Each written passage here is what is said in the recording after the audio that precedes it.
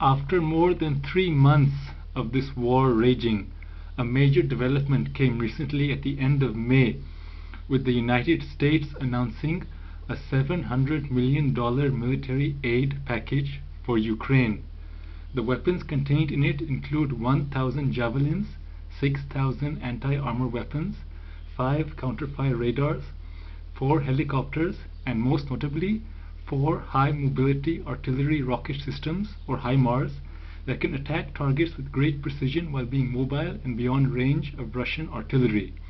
The last one represents a big turnaround, because while America has poured $4.5 billion worth of military aid into Ukraine since the invasion began, including M270 howitzers with a range of 25 miles, it has been very careful to not give Ukraine any weapons that can be easily used to attack Russian territory, so as not to be provocative towards Russia. That's why, even though Ukraine has been requesting Army tactical missile systems with a range of 190 miles, the Americans draw the line at this, and the HIMARS they are sending instead have a range of 50 miles, which the Americans consider medium range, but which still provides Ukraine unprecedented potential reach into Russia. US officials said they agreed to this only after being assured by Ukrainians that the new US weapons will not be used to attack within Russia, although Ukraine previously did attack targets across the border. Russia says it doesn't trust Ukraine's word and expresses extreme displeasure with this latest move, terming it an escalation on America's part. As you can see in this map of the current war front, Ukraine remains in control of some territory bordering Russia, and HIMARS can be outfitted with those rockets of 190 miles range.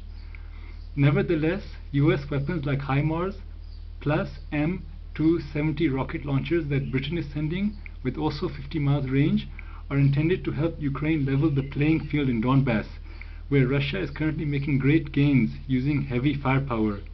But if new Western weapons help to turn the tide in this front, what will that lead to? The West, which let us not forget is the true adversary on Russia's mind as it wages this war, has been walking a fine line in its response to Russia's invasion, trying to do all it can to deter Russia and help Ukraine fight off the invaders, while not triggering an escalation of the war and provoking Russia into attacking beyond Ukraine. This makes likely a very unfortunate situation, which is that the West could end up giving Ukraine not enough aid to effectively defeat the Russians, but will give enough aid to prolong the war and exacerbate the fighting. This absolutely must be avoided, because while the international community considers a Russian victory terrible, so is the war itself, which is bringing massive suffering and destruction to Ukraine while it continues. But Russia also has the capability of doing much worse to the world, things that other countries can only respond to with destructive actions of their own. That's why avoiding escalation is so important. It all depends upon Russia's goals and views regarding how things should be. How badly does it want victory, and what consequences will it not tolerate? Russia must certainly fear war with NATO as much as NATO countries do, even if maybe slightly less, for it has a lot to lose.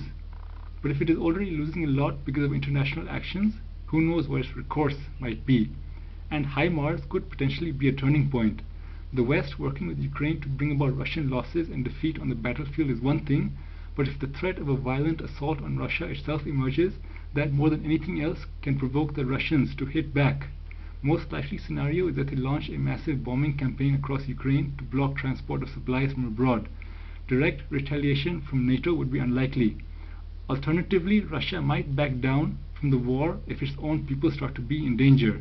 Brinkmanship is a very real part of this conflict.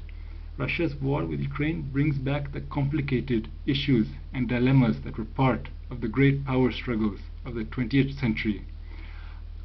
I hope people are still able to navigate issues of this nature and make the right decisions, because today's exceptionally peaceful world might have made us complacent.